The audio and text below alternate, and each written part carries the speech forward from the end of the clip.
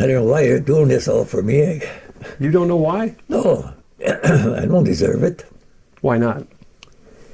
Hey, I was doing what I did, what I was told to do, and there was, 9 million of us. Why should I get the credit, But... because what you did wasn't easy. Well... And living this long is not easy. Well, that guy upstairs took care of that by living, so... Yeah. What do you remember about the beach when you arrived? We know it was a couple months after the invasion, but it was still... I don't remember much of it. All I know is there was a little bit of Army equipment laying around, and there was a steel helmet that had a hole through it. So evidently, they left it. Somebody didn't pick it up, so a lot of us saw it. And we didn't walk out. We had trucks. I was on artillery, and I was on a machine gun with the 450 caliber machine guns. And when we loaded on the LSTs, we didn't know where we were going or what. We loaded us. Here we get down in a hole. And it's my gun, And well, we got across the channel, and the front goes down, and we drove right off. When you drove off and you went to that beach, did you know the extent of what had happened a few months earlier? No. When did you learn about that? Well, off and on, I heard stories about it. Could you see any evidence of how difficult that battle was? No, not really. Okay. No. So. How soon after did you get into battle? Oh, we got into it in July, I guess, or August. The breakout? Yeah. That's when we were there, and then we dug in. Mm-hmm. First it was France, and then... Yep. And that was, I'll never forget that. We were, I don't know if we were there a week or 2 days or 10 days. Time I didn't know. Anyhow, some ladies brought us some vegetable soup for our unit. That was the best soup I ever ate in my life. And they didn't have anything, but they shared it with us. They were grateful. Oh, were they ever. You spent most of your time in Europe living outside. Completely inside all the time, except after the war was over. We were 24/7 in the weather. Couple nights in a barn, maybe, if you were lucky? Never? Never in a barn. Never inside of a building. For how many months? Oh, from August to May when the war ended. So. And we never changed clothes, because never washed up, because how are you going to wash up when the creeks were froze? And nobody brought us water, just water to drink. And at zero weather, I'm not taking my clothes off to wash off, and neither did the rest. So we wore all the clothes we had because it was so damn cold. And that was 24 hours, 7, and never stopped, that cold. Once it came on, So that was the worst part of the whole thing, I think. If I played, we were supposed to shoot down strafer planes and light bombers. Well, they came, they never got back. Because what do we have? 64 guns shooting at them.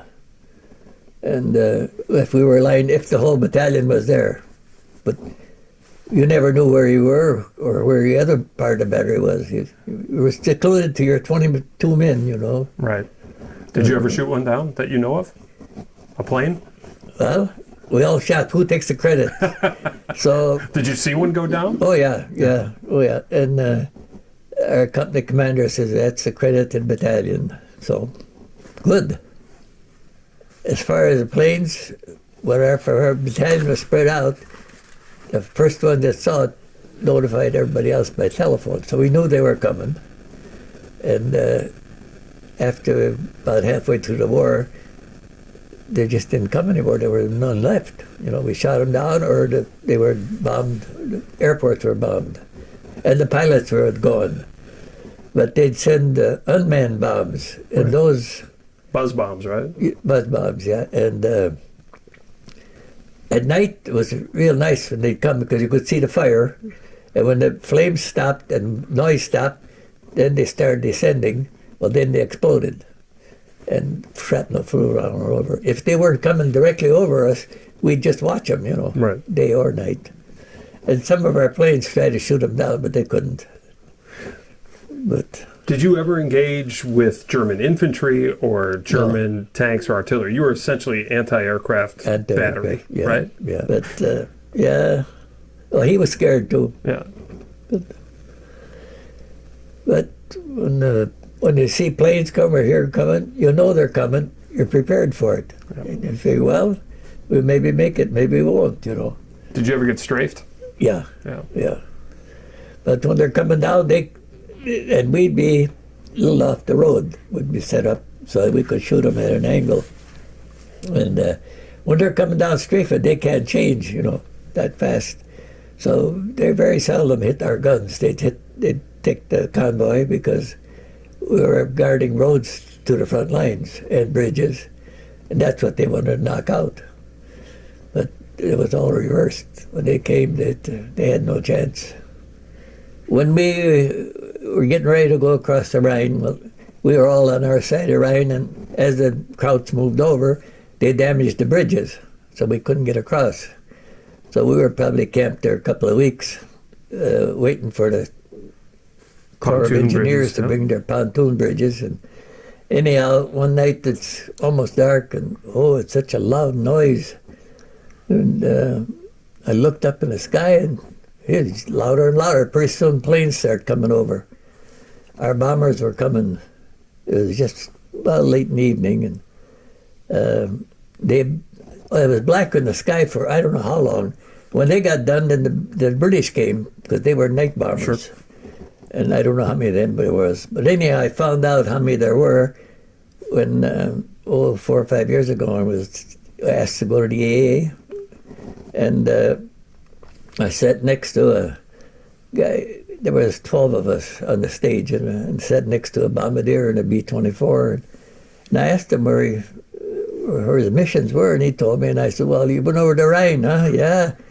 I said, I was down there when you went over. And I said, how did you get that many planes in line up in the sky?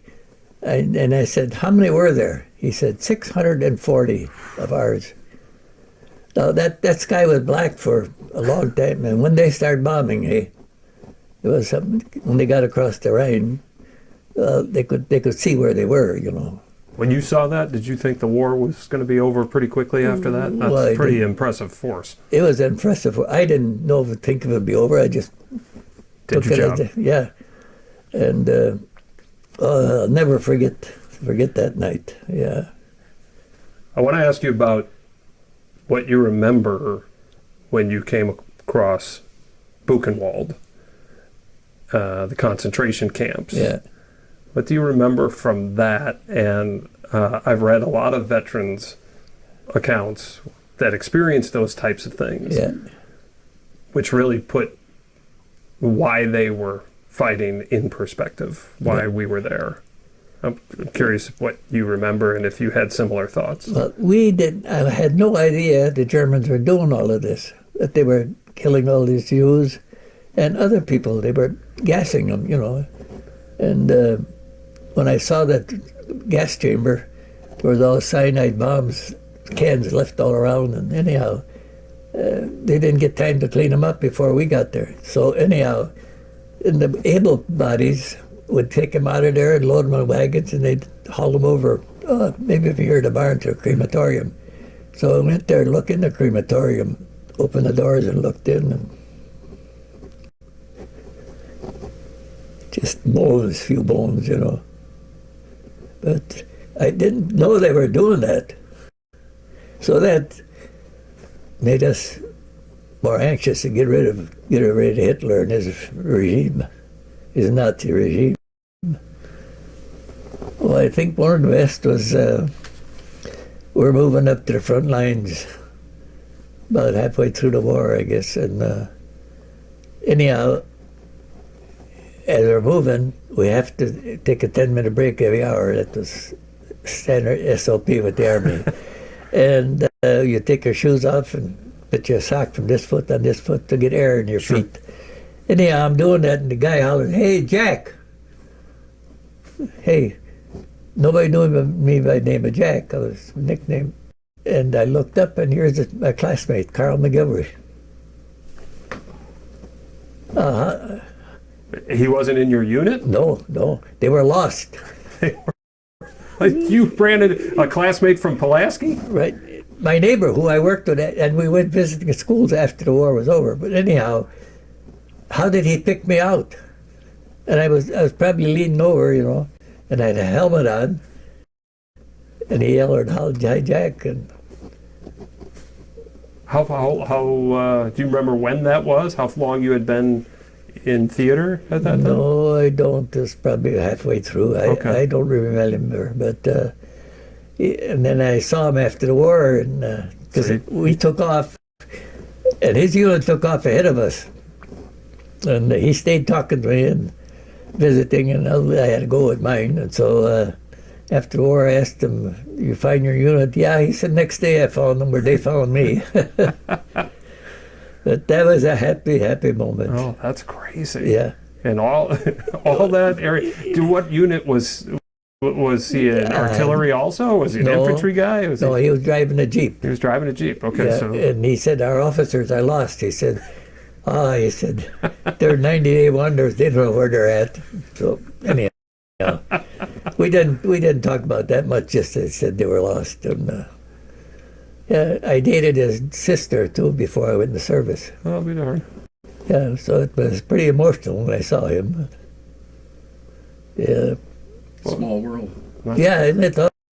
Small war, which wasn't a small war at all. No, Well, he also asked, what's your worst memory? worst is when I was pulling guard duty. That was my worst. We had password, and you had to ask the question, "Who is it? Are you a friend or foe? And what's the password?" If you got no answer, then we always carried a clicker. If you clicked and it didn't get a click back, then it's not one of us. Well, anyhow, I got through everything and it clicked and no answer. Well, I was scared. I was really scared.